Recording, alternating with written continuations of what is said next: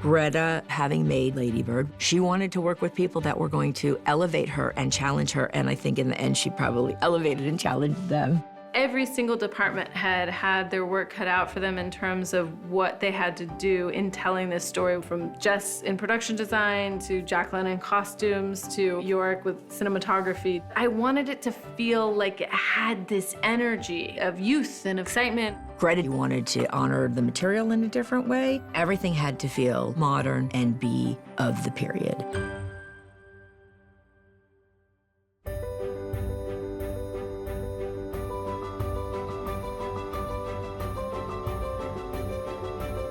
Our production designer was Jess Gonsher. We wanted it to feel both like the kind of thing that you want to crawl inside and live inside of, and also real. We talked about the various different worlds. You have to have the March House, which I tried to make look sort of run down on the outside, but it's beautiful jewel box on the inside. And it had to be different from the Lawrence house where Laurie lives, which is appealing on the outside, but maybe something missing on the inside.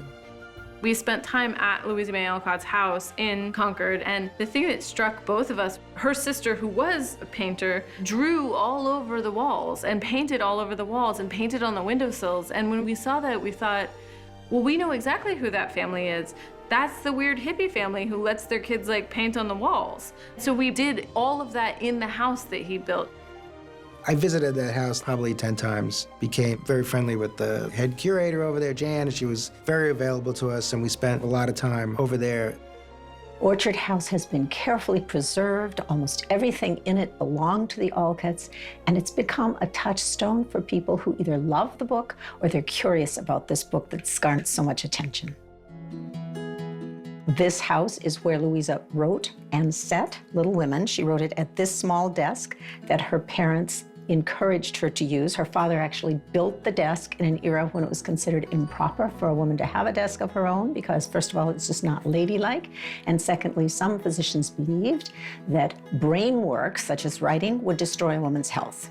Mr. and Mrs. Alcott did not agree. They encouraged Louisa's writing, and Little Women, which was based on her actual family, was written here.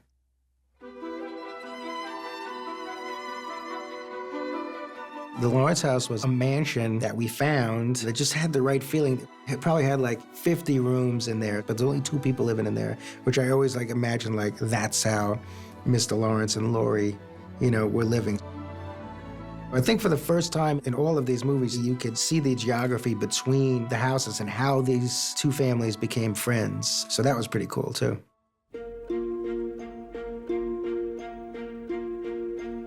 He had an incredible task of like all of these different locations because it's sprawling. And I can't believe how many places he transformed into New York City and Paris and Concord and Boston and balls.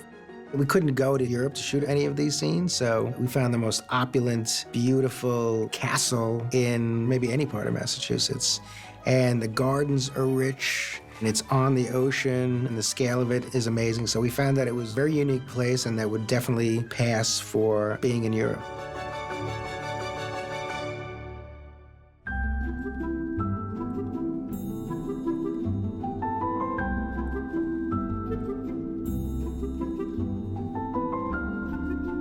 Our costumes designer, Jacqueline Duran, is a genius. She and I spent a few glorious days together in London at a costume shop looking through research because I wanted everything in the movie to feel like they're not costumes, they're just these people's clothes. Because that's, to me, what makes it feel modern. I love working with Jacqueline. She's an actor's costume designer.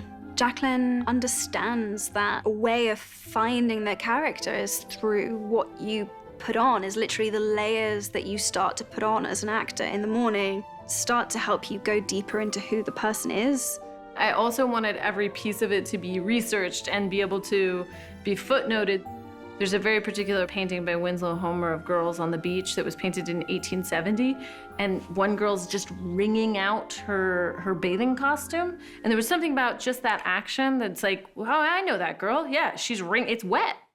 Every character has their own palette as a child and an adult. And you'll see that there's clothes that one character is wearing as a child, that another character is wearing as an adult, or a piece of fabric that got sewn into something, or Laurie and Joe are constantly exchanging clothes. I will say together, they have this quality of they're both beautiful and they're both handsome. They're kind of androgynous creatures. And actually, Jacqueline had them trade clothes the whole movie. So they're always wearing each other's clothes. Like the scene where Joe offhandedly gives him her ring, he's wearing a yellow vest, which then she's wearing when they're on the hillside and he proposes to her. There's things like that all over the movie because I just wanted them to seem like they were one and the same. Have fun, little Daisy. Hey, Laurie. Jacqueline really created individual personalities, each one of them expressed through the clothing. Meg, I would say, of the four sisters, is the more traditionally feminine.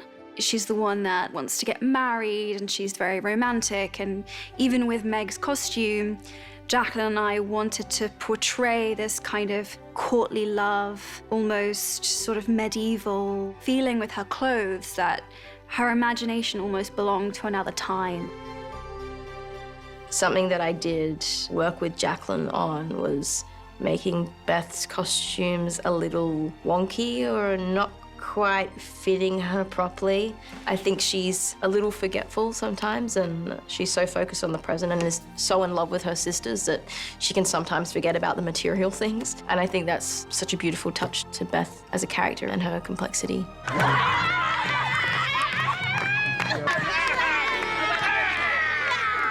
Jacqueline really wants you to feel happy in the clothes that you wear.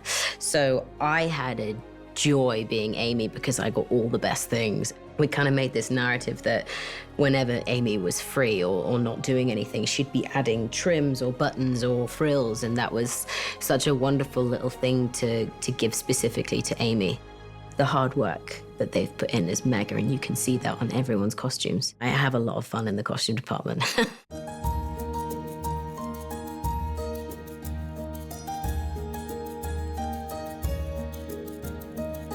We shot on film because I wanted it to be connected to the photochemical process which they had in 1861. Oh, it is hard.